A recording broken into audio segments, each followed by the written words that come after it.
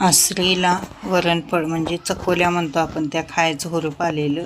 कारण जेठालालची सिरियल लावलेला आणि त्यात त्यांनी डाळ ढोकळी दाखवलेली होती. तर याला पण म्हणजे हुरूप आलं की मम्मी आपण पण करूया. मग म्हटलं चल बनवूया.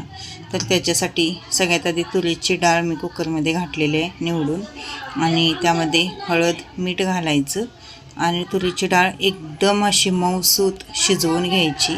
डाळ वगैरे मी फ्रीजलाच ठेवते, बाहेर काय ठेवत नाही. आणि उकळी आल्यानंतर मग मी कुकरला टोपण लावणार, कारण या कुकरचा थोडा प्रॉब्लेम आहे. लगेच जर टोपण तुम्ही लावला तर शिट्टी पण धरत नाही आणि आतली डाळ पण शिजत नाही असं होतं. आणि उकळी आल्यानंतर मग जर तुम्ही टोपण लावला तर व्यवस्थित शिजलं जातं. त्यामुळे मी आता उकळी आल्यानंतरच मग टोपण लावणार आहे. तोपर्यंत इकडं मी वाटण बनवून घेतलं. काय नाही, लसूण आणि आलं याची पेस्ट बनवून घेतली. इथं तुम्ही हिरवी मिरची वापरला तरी चालेल. गुजरातीमध्ये त्याला डाळ ढोकळी म्हणतात, आपण मराठीमध्ये वरणफळ म्हणतो. तर ते बनवणार आहे. त्याच्यासाठी तुरीची डाळ कुकरला लावलेली आहे. हळद मीठ घालून तुरीची डाळ लावायची आणि आता पीठ मळून घेऊया.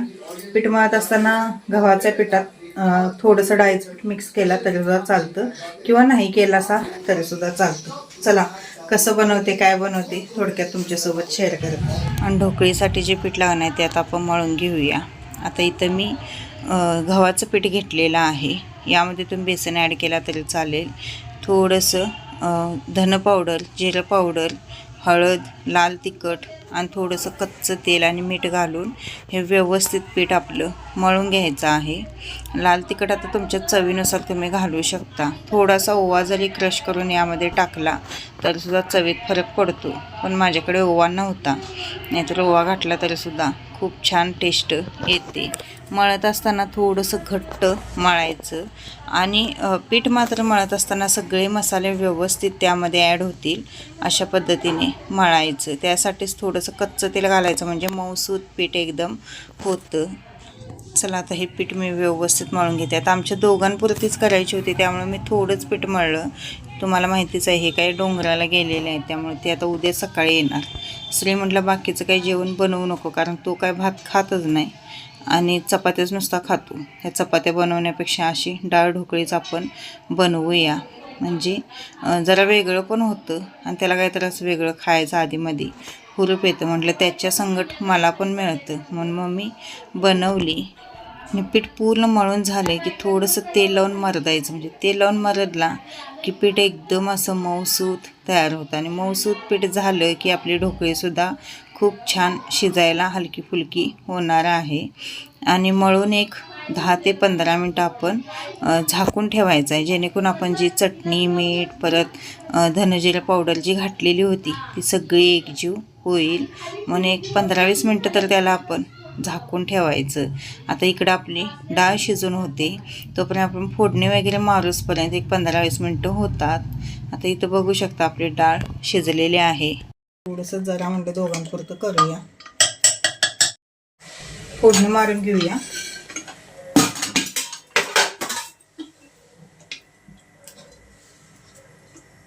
कढीपत्ता वगैरे असला, कोथिंबीर असली की टेस्ट थोडी छान येते याला.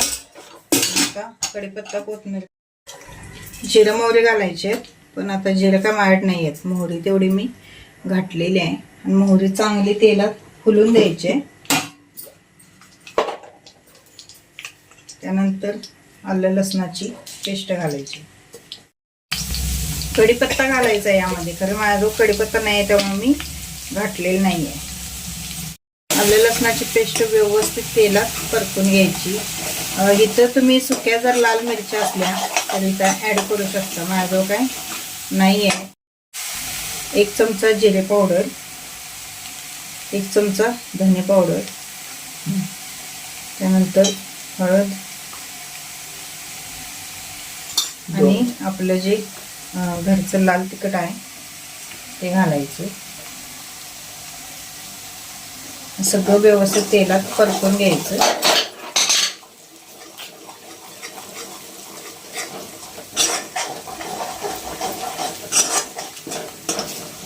तेलात व्यवस्थित सगळा मसाला परतून झाल्यानंतर मग आपण जे डाळ शिजवून घेतलेली होती ती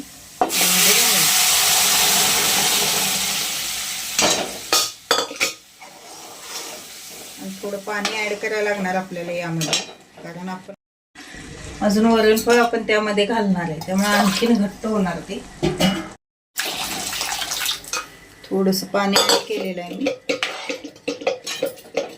पाण्याचं प्रमाण आता अंदाजानुसार तुमच्या वाढवायचं. किती माणसाची तुम्ही डाळ ढोकळी बनवत आहे त्याच्यानुसार डाळीचं प्रमाण आणि पाण्याचं प्रमाण हे वाढवायचं आहे. गुळाची साखर घालू शकतो, थोडीशी चिंच घालायची. आता इथं गुळ घालायचा आहे खरं म्हणजे, पण आता गुळ माझ्याजवळचा संपलेला आहे त्यामुळे मी थोडीशी साखर घालणार आहे. थोडीशी साखर घालायची. आंबट गोड चव चांगलं लय गोड लागेल. आता आपण लाटून घेऊया. वर उचल की जरा. कसं दाखवतेस, काय दाखवतेस?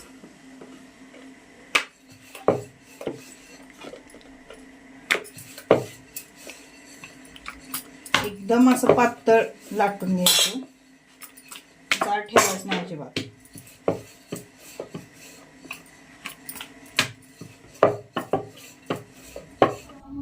आता मी ते शंकरपाळी आकार दिलेला आहे. तुम्ही चौकोन वगैरे आकार दिला तरी सुद्धा चालतं. तुमच्या आवडीनुसार तुम्ही आकार देऊ शकता.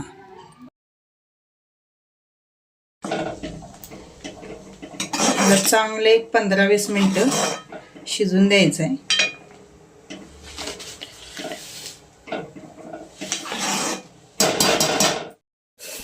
राहिलेल्या पिठाचा आपण मसाला खाकरा बनवूया.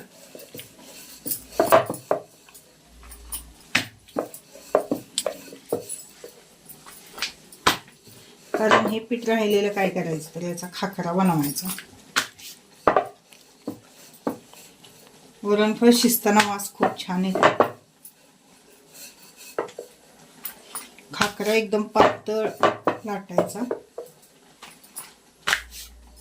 एकदम पातळ लाटायचा.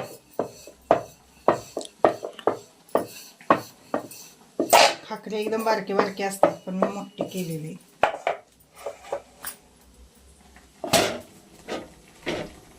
चांगलं भाजून घ्यायचं. आता तेल लावून, तूप लावून भाजतात ते लोक, तेल लावून भाजून घ्यायचं.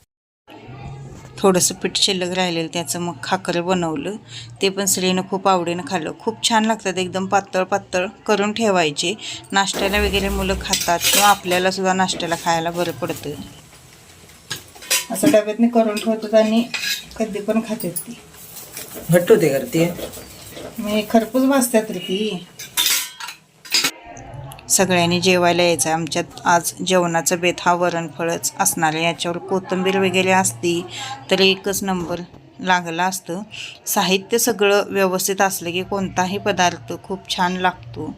तरीसुद्धा खूप छान झालेलं आणि खाकरेसुद्धा खूप छान लागत होते. स्त्रीला पण आवडली. आम्ही याच्यासोबतच आजचा बेत केला. संध्याकाळचे वाजलेले होते जो 9:30 पावणे 10 वाजलेले. आज आम्ही लवकर जेवलो कारण दोघंच असलं की काय, आणि ह्याने येणार असले कसं दुकानातनं येणार आहेत किंवा कामावर येणार आहेत म्हणून आम्ही वाट बघत बसतो.